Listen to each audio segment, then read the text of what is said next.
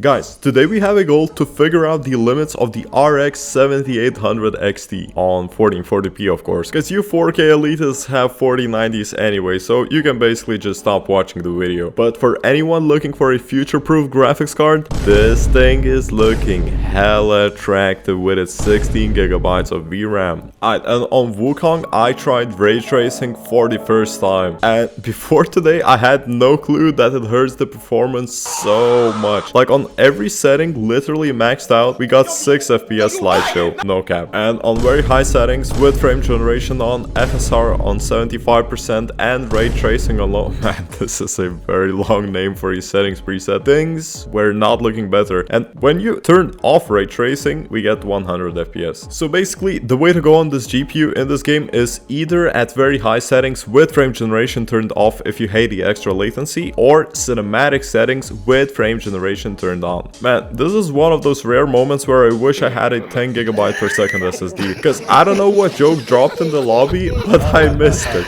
And let's be real, I know you guys aren't expecting much from me when it comes to shooter games. With zero communication from my team, I have managed to get a Warzone victory. This was clearly one of those rare better hardware equals better skills, because on 1440p everything maxed out and no FSR or other BS. The game was insanely crisp. But look at the VRAM usage though. Now, okay, on CS you will definitely not be playing on max settings, because the FPS difference is huge. On 1440p very high, we're barely getting 200, and on medium we're pushing over 400. So yeah, no brainer here, just play on medium. Yeah, and it seems to me that so far ray tracing seems to be the weak point of this GPU, and it's not that it matters to me personally, but it just seems to fall apart with the ray tracing turned on. For example, on Cyberpunk, the 4060 Ti would have probably beaten it in ray tracing, as we managed to get 60 FPS on ray tracing ultra settings with FSR 3. Although with frame generation we got over 100 FPS. And did it feel good though?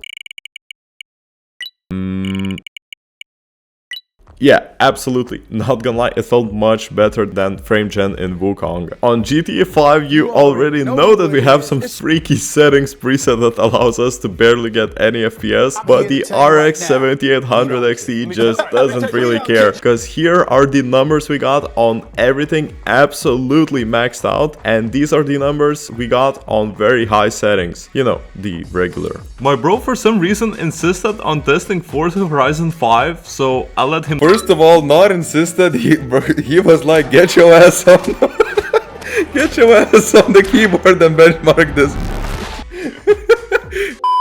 Alright, so I turned on the game, tried to change the settings, but the login problem happened. After fixing that, I set the settings on extreme preset and got like 40 FPS. I showed Chibas the results, then he looked at the results, then looked back at me. Then I fixed the frame limiter because for some reason it was set on 41 FPS, and then we got these benchmark results on the highest settings possible. As for Apex, you can definitely max out the settings and get more FPS than you need. Same goes for Valorant. On maxed out settings we're pushing around 600 FPS, and on Rainbow Six... What did he say? And on Rainbow Six Siege, on maxed out settings, we got plenty FPS, yeah. Fortnite on 1440p epic settings and ray tracing returned these benchmark results, but with no ray tracing, which was the recommended preset, we managed to pull these benchmark results. And today, we are introducing 2 new games into the channel. Let's go! So, the first game would be Stalker 2, since everyone is crying that it has terrible optimization. And I don't know about you, but on everything maxed out, we managed to hit over 60 FPS. Nice. And by the way, I have never played any of the Stalker games, so this was my first experience. And even though I'm not into the Soviet thematics, because there are relics of Soviet occupation in Lithuania to this day, but this game seems to be quite interesting so far. And another new addition to the mix is Escape from Tarkov, because is this game is way more popular than I thought. So what do we have here? Well, it took me a solid 5 minutes to figure out how to open the door. The footage you're seeing here is me playing this game for the very first time in my life on the borrowed account from my friend, and I have no clue what to do here.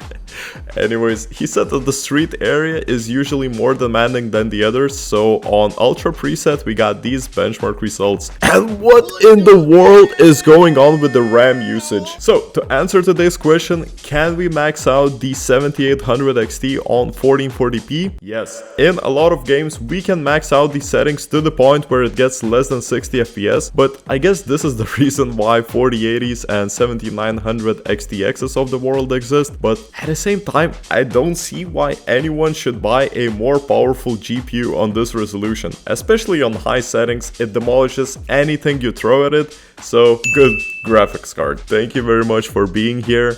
Cheap bastard out.